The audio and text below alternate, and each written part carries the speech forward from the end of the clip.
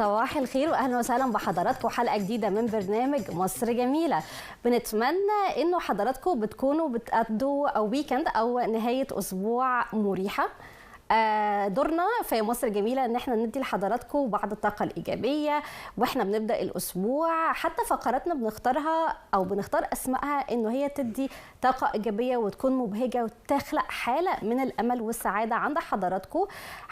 في حلقه النهارده معانا فقرتين، بكره احلى ومواهب مصر جميله. مواهب مصر جميلة هيكون معانا طفلة هي أصغر شاعرة موجودة في مصر، هنتعرف عليها أكتر، ملك هاني. هنتكلم على موهبتها وهنسمع منها بعض الأشعار. احنا طبعا دايما بنشجع المواهب الصغيرة في السن، بنحاول ان احنا ندعمها وبنحاول ان احنا نبرز هذه المواهب للجمهور علشان كمان يقدروا يعرفوا قد ايه مصر مليانة الشباب الجميل بالأطفال الجميلة اللي معاهم بكرة دايما بيكون أحلى. فأول فقرة معانا فقرة بكرة أحلى، هنتكلم أكتر على تفاصيل بتخص الدورة ال11 لمهرجان همسة الدولي للأدب والفنون. هنتكلم أكتر طبعا على نشأة هذا المهرجان وأهميته ودوره في دعم الثقافة والفنون والأدب في مصر. وبيسعدنا في الفقرة الأولى يكون معانا أستاذ فتحي الحصري وهو رئيس مهرجان همسة للأدب والفنون، واللي هيكون طبعا مصدر لكثير من التفاصيل اللي بتخص هذا المهرجان في دورته ال11. تعالوا بينا نبدأ حلقة النهاردة، وأول فقرة معانا وهي بكرة أحلى. واحنا عارفين انه مصر حريصة على إقامة المعارض والمهرجانات والفعاليات الفنية والثقافية والأدبية طبعا لنشر الثقافة والأدب بين الجمهور. وفي حلقة النهاردة وفي البداية بيسعدنا يكون معانا أستاذ فتحي الحصري وهو رئيس مهرجان همسة للأدب والفنون. هذا المهرجان يقام أو في الدورة ال11. هنتكلم على تفاصيل أكتر، هنتكلم على البداية وبعد 11 سنة ايه الجديد. اهلا وسهلا بحضرتك استاذ فتحي. يعني طبعا الادب والفنون والثقافه من الامور المهمه جدا في حياه الانسان. واحنا عارفين طبعا انه مصر فيها فعاليات ثقافيه وفنيه وادبيه كتير جدا. ده يعني احنا بنعتبره حتى قوه ناعمه طبعا. فاحنا في البدايه حابين قبل ما نتكلم على المهرجان النهارده في دورته ال11 نتكلم على البدايه، بدايه مهرجان همسه، اختيار الاسم والفكرة جت لحضرتك ازاي؟ اولا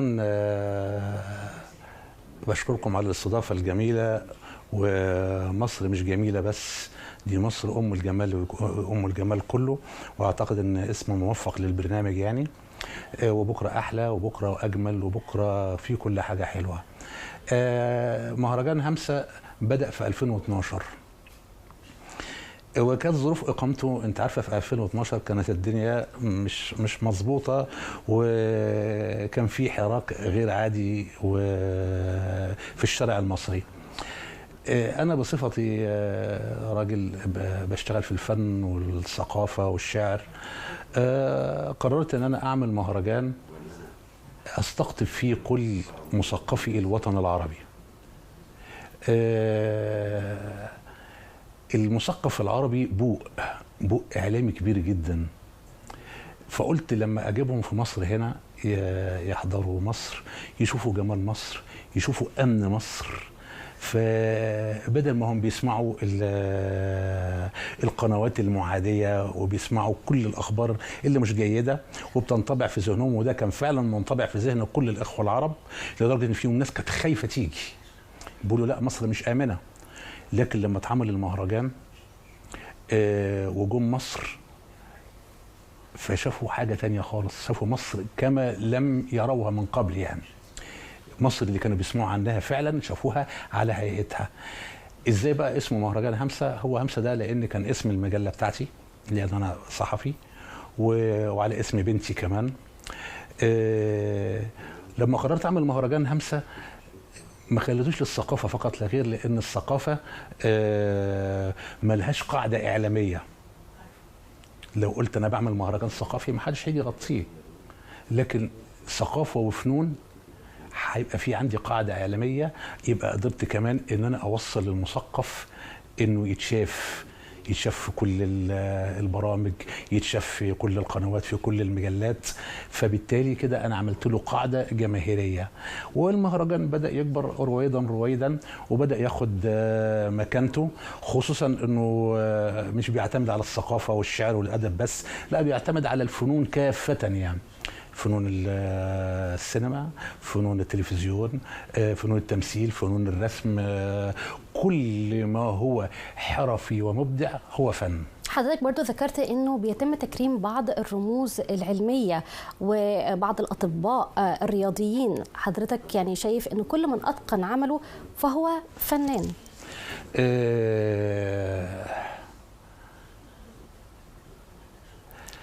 بص حضرتك، مش عارف اتكلم. طيب احنا نعيد السؤال لحضرتك. هو بعض الاطباء والعلماء والرياضيين يتم تكريمهم في المهرجان، فحضرتك شايف كل من يتقن عمله فهو في درجه وحس من الفن. المهرجان بيكرم زي ما قلت لك كل ما هو مبدع، مبدع في الفن، مبدع في الرياضه، مبدع في الطب.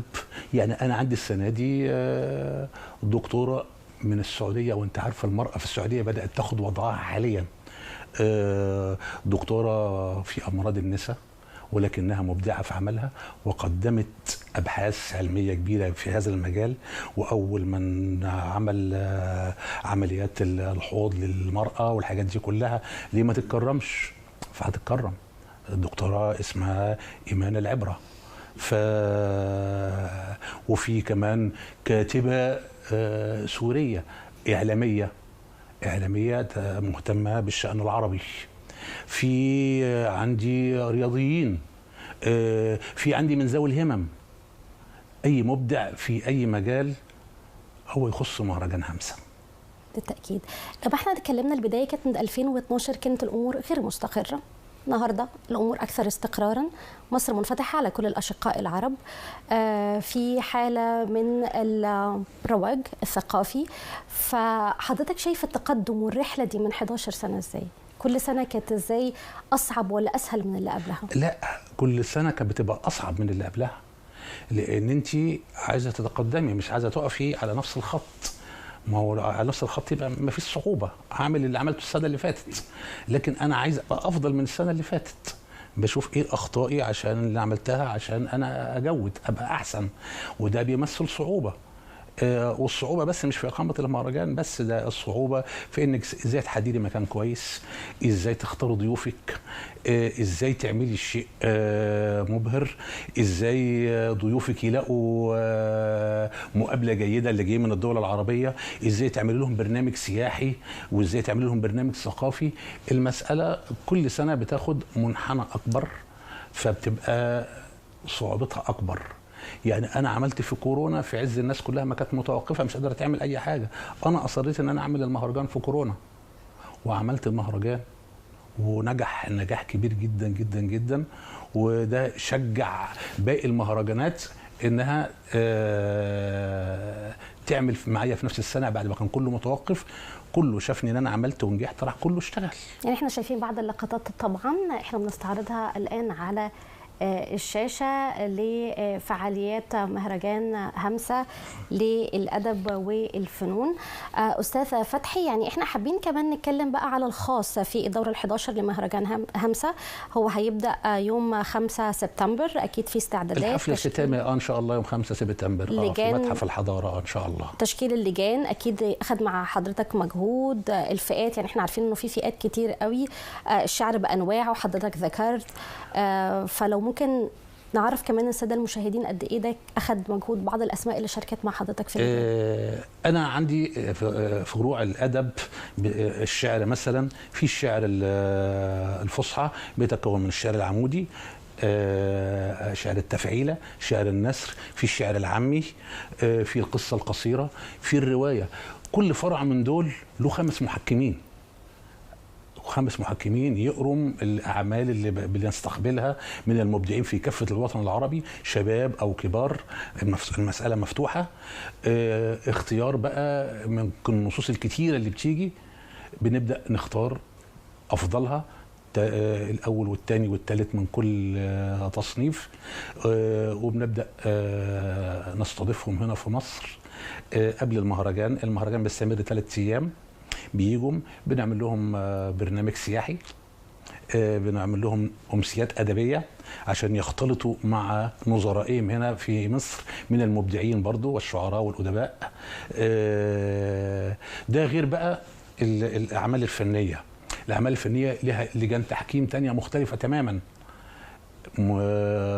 برضو مختصه من الفنانين والمخرجين. يعني هتلاقي عندي الفنان الكبير طارق الدسوقي من ضمن لجنه التحكيم، الفنانه ميرنا وليد، المخرج ابراهيم فخر، الاعلامي سمير فقيه، المخرج الاردني سامر خضر، المخرج الناقده الكبيره فايزه هنداوي. يعني عندي عشان بس ممكن اكون نسيت حد، لجنه تحكيم على اعلى مستوى عشان بتختار الاعمال اللي هتبقى فايزه، تختار النجوم اللي اجادت طول السنه. ولذلك هتلاقي النجوم اللي مختارينها عندي مش نجوم، ممكن يبقى على فكره مش نجوم جماهيريه، يعني ممكن تلاقيهم مختارين نجم مش جماهيري لكن عمل يستحق عليه التكريم. احنا حابين نتكلم كمان على اهميه نشر الثقافه ما بين الشباب. يعني احنا عارفين انه بعض الشباب مش عايزه اقول منصرف عن الأعمال الأدبية والثقافية وأكتر مرتبط بالسوشيال ميديا أو بمواقع التواصل الاجتماعي. فإزاي حضرتك شايف إنه المهرجان ممكن يعيد الشباب تاني للاهتمام بالأعمال الفنية الأدبية والثقافية؟ أنا لما بأقيم مسابقات في الشعر والأدب عايز أقول لك كمية المتقدمين فيهم ناس على فكرة بيشاركوا لمجرد أنهم عايزين يبقوا موجودين، هواه امكانياتهم ضعيفه، ما برفضهمش، بستقبل اعمالهم وانشرها لهم وبخليهم يقروا اعمال الناس التانية الافضل من عشان يستفيدوا. يعني لما حد يكون ما فازش يقول لي انا ما فزتش ليه، اقول له اقرا العمل، اقرا عملك واقرا للناس اللي فايزين، شوف ايه الفرق بينك وبينهم. فكون انه يقرا شعر وعايز يشارك في مسابقات، عايز يبقى موجود في مهرجان كبير، ده في حد ذاته ده انجاز. ان انا بخلي شباب كتير يقرا، شباب كتير عاوز يكتب شعر، شباب كتير بشجعهم انهم اكتب قصه قصيره، اكتب روايه، اتعلم. وفي ناس بتسالني قبل ما تشارك تقول لي اعمل ايه؟ اقول له اقرا الفلان، اقرا العلان، اقرا للشعر الفلاني، اقرا لو انت عايز تكتب شعر، عايز تكتب عامي اقرا لده واقرا لده، عايز تكتب فصحى اقرا لده واقرا لده، واتعلم. مش مهم تكسب اول مره ولا تاني مره ولا تالت مره، حاول مره واثنين وثلاثه لحد ما تلاقي. وعندي فعلا ناس شاركت في دوره واثنين وثلاثه وكان مستواهم اقل، بدا مستواهم يرتفع رويدا لحد ما بقوا مثلا مركز رابع، بقى مركز ثالث، لحد ما وصلوا مركز اول. ده في حد ذاته نوع من انواع التشجيع. ان حضرتك بتقبل بعض المواهب اللي احنا ممكن نقول عليها متواضعه، لكن بالدعم اللي ممكن حضرتك تقدمه، وطبعا اعضاء لجان التحكيم المشاركين ممكن يتحسنوا عبر السنوات. فاحنا بنشكر حضرتك على المجهود ده. طبعا حابين احنا نتكلم على اختيار معرض، اختيار متحف الحضاره لاقامه المهرجان. اكيد ليه دلاله معينه، اكيد في رساله معينه. اولا انا بعتز بفرعونيتي جدا، انا كائن فرعوني، وبعتز بتاريخي قوي قوي قوي، بحب حضارتي قوي. حتى درع المهرجان واخد الرسم الفرعوني، ماعت اللي هي آلهة العدل. وبعدين متحف الحضاره بقى ده الرئيس افتتحه، وكان فيه موكب المومياوات، وقال ان احنا عايزين نركز على حضارتنا دي. حتى قالوا انه كمان هندرس اللغه المصريه القديمه، وده شيء عظيم جدا. فانا هتلاقي الديكور عندي بتاع المهرجان هتلاقيه فرعوني، حتى لما كانش في المتحف وكان في الاوبرا كان ديكور فرعوني. فانا اصلا انا منتمي لهذا الشكل، وان شاء الله والسنه الجايه برضو هيكون في مكان برضو فرعوني كده، ان لم يكن في متحف الحضاره يكون في المتحف الجديد ان شاء الله. اعتقد كمان نوع من انواع التسويق السياحي والدعايه السياحيه، يعني مهمه لما ضيوف يجوا يشوفوا ايه اللي موجود. بعمل لهم الضيوف العرب اللي بيجوا لي، بعمل لهم رحله لاحد المواقع الاثريه اما المتحف المصري او الاهرامات او السنه دي دخلوا متحف الحضاره عشان يشوفوا حضارتنا، وفيهم اللي عايزوا النيل. زي ما قلت لحضرتك في الاول ان المثقف المصري ده بوق اعلامي كبير جدا، لما بيجي ويبهر ويشوف مصر عامله ازاي، لو كتب على صفحته انا رحت مصر وشفت كذا وكذا وكذا، لو دخل 50 واحد، ال 50 واحد دول عايزين يجوا السنه الجايه. ده تاثير بقى هنا وسائل التواصل الاجتماعي. عايز اقول لك انا اللي كانوا وهحكي واقعه في الدوره الثانيه. كان عندي كاتب تونسي فايز وعاوز يجي قبل وكان فرحان قوي انه جاي مصر. مصر دي عندي فكره عند العرب حاجه كبيره جدا، مجرد انه جاي مصر بيعد العده اكنه رايح الجنه. فلقيته بيكلمني قبل المهرجان باسبوع، بيقول لي انا مش هاجي. كان الكلام ده سنه 2012. بيقول لي انا مش هاجي. قال لي بنتي اخذت الباسبور وبتقول لي لو رحت مصر هولع في نفسي، بيموتوا الناس هناك في الشوارع. فلما اتعمل المهرجان والتلفزيونات بتصور والبرامج نقلت وكل حاجه وشافتهم هم في الحسين بيتفرجوا على سيدنا الحسين والحاجات دي كلها، لقيت بعد اسبوعين بنته بتكلمني من تونس بتقول لي عايزه اعتذر لك واعتذر لشعب مصر كله ان انا اسأت فهم مصر، ان انا استمعت سمعت الاعلام عادي وما فهمتش، وحرمت ابويا من امنيه انه كان نفسه يحضرها. فانا بعتذر لابويا وبعتذر لكل الشعب المصري. لو انا ما كسبتش من المهرجان غير ده يبقى انا ده شيء عظيم جدا جدا. طبعا فرق كبير جدا بين الاحداث اللي حصلت في بدايه كل واحد بقى من اللي بيجوا دول سواء كان عراقي او تونسي او جزائري او سعودي يروح بلده ويقول كل الكلام ده، يقول شفت مصر عامله ازاي. هي دي القوه الناعمه اللي احنا كنا بنتكلم عليها في بدايه الحلقه، يعني انه المثقفين سفراء بالظبط كده. فاحنا هنا بننشر، لو احنا بنتكلم على الاخوه، بنتكلم على الهويه، بنتكلم على الحضاره، احنا كل ده بيتم نشره عن طريق ممكن يكون منشور صغير على صفحه احدى يعني او احد الضيوف. فده هنا يعني دور كبير جدا. بصي انا قبل المهرجان بيوم انا بعمل امسيه ثقافيه. تعالي اسمعي الشعراء العرب من العراق ومن تونس ومن الجزائر وهم يتغنون بمصر في اشعارهم. والله هتقول ان دول عايشين ومتربيين وشاربين واكلين من خير مصر. القصائد اللي بيقولها في حب مصر تخليك تبكي. فهذا يعني لو هو ده نتاج المهرجان بس فهذا شيء عظيم جدا جدا.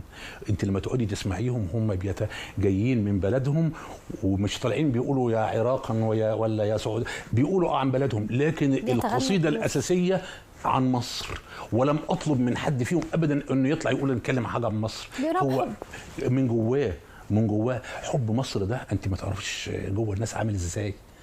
انت لو تقعدي وتشوفي الاخوه العرب بيعشقوا مصر ازاي هتحب بلدك قوي. احنا بنحب بلدنا واحنا دايما عارفين ان مصر جميله بشعبها وبناسها وبفنانيها، مصر جميله كل حاجه، مثقفيها، وكمان بوجود الاخوه والاشقاء العرب مصر بتبقى احلى واقوى طبعا بالمصريين وباشقائها العرب. لو احنا كمان حبينا ان احنا نتكلم على الضيوف العرب، نقول بعض اسماء الدول العربيه المشاركه هذا العام. عندي من السعوديه، من العراق، من الجزائر، من تونس، من لبنان، من سوريا، من ليبيا، من فلسطين، من موريتانيا. عندي مشاركة يعني موسعة من الدول العربية. على فكرة موريتانيا فيها شعراء جامدين جدا، فيها شعراء على أعلى مستوى في اللغة العربية. ونيجيريا نيجيريا دولة أفريقية. انا كرمت اديب نيجيري اسمه ادم يحيى الفلاني. اديب بيتكلم اللغه العربيه بطلاقه وهو مستعرب وله روايات كتيره وابحاث باللغه العربيه. حاجه اسم تقيل يعني. ولما جه المهرجان جه بوفد كامل من نيجيريا. يعني اعتقد ان هنا كمان احنا بنفتح الباب امام الاشقاء الافارقه، وده عمق مهم جدا في العلاقات بين مصر والدول الافريقيه. طبعا. فاحنا حابين يعني سريعا ان احنا نتكلم على تاثير الفعاليات الثقافيه على الذوق العام والوعي. حضرتك بتشوف ازاي؟ هو بصي اساسا احنا ما عندناش فعاليات ثقافيه، هي دي مشكلتنا. يعني احنا ما عندناش مهرجان ثقافي نهائيا، هو غير هو المهرجان بتاعي ده فقط لا غير. الباقي كلها مجرد ارهاصات تقام في اماكن متفرقه. ممكن دي تبقى دعوه لاقامه المزيد من المعارض، بلاش نقول المعارض، لكن المهرجانات الثقافيه والادبيه او الملتقيات الثقافيه. حتى الملتقيات الثقافيه اللي بتقام على استحياء، بتقام على استحياء، ونفس الوجوه المكرره هي نفس ابيات الشعر اللي بتقال هي لا جديد. بس ده اكيد يعني حتى ولو الفعاليات حضرتك من وجهه نظرك شايفها ان هي بسيطه، لكن هي مهمه ان هي تبقى موجوده للارتقاء بالذوق العام والوعي. لازم الدوله تتبنى اقامه المهرجانات الثقافيه الكبيره، زي ما كده مثلا في الخليج في مهرجان امير الشعراء بيصرفوا عليه ملايين وباستضافه ومثقفين من كل. ممكن دي تبقى دعوه اكتر ان الاهتمام بالشعر بالاعمال الادبيه والثقافيه، لان هي مهمه في رفع الوعي وفي الارتقاء بالذوق العام. يعني احنا ساعات لما بنعترض على بعض التصرفات هي بتبقى بسبب بعض الاعمال اللي بتنشر تصرفات معينه او دخلنا كده في الفن، سيبنا كده الثقافه ودخلنا على الفن. احنا عايزين طبعا انه الفن والثقافه يكونوا هما الاثنين ماشيين بتوازي مع بعض، وان هما يرتقوا بالذوق العام. في النهايه امنيات حضرتك ايه لمهرجان همسه في دورته القادمه، الدوره ال12 ان شاء الله؟ انه كل سنه يبقى احسن من اللي قبلها. امنيتي انه يحقق، انا ما حققتش لسه 1% من طموحي للمهرجان، 1% ما حققتوش. انا لسه امنيتي ان المهرجان ده يتخطى الافاق، ان المهرجان ده يكبر. لو ما سالتنيش طبعا عن نجوم الفن اللي هيحضروا السنه دي وايه الاعمال اللي لو حضرتك لو حابب انه قبل ما نختم حضرتك تشير الى بعض الفنانين اللي هيشاركوا. احنا عرفنا الدول المشاركه. طبعا عندي السنه دي في النجم طارق لطفي، النجم محمد ممدوح، النجمه حنان مطاوع، الفنانه الكبيره سوسن بدر، عبير صبري، كل دول عملوا اعمال. محمد عبد الحافظ، حمزه العيلي، ده غير الوجوه الجديده، في كتير قوي طبعا، ومخرجين واللي هم عملوا اعمال. وفي كمان المسرح، كمان في نضال الشافعي، في داليا البحيري. لان انا عندي مش الاعمال الدراميه بس، لا، والمسرح كمان. احنا بنشكر حضرتك شكرا جزيلا استاذ فتحي الحصري، وبنتمنى لحضرتك والمهرجان همسه كل التوفيق، وان حضرتك تحقق كل طموحاتك وامالك. شكرا جزيلا استاذ فتحي الحصري رئيس مهرجان همسه للادب والفنون.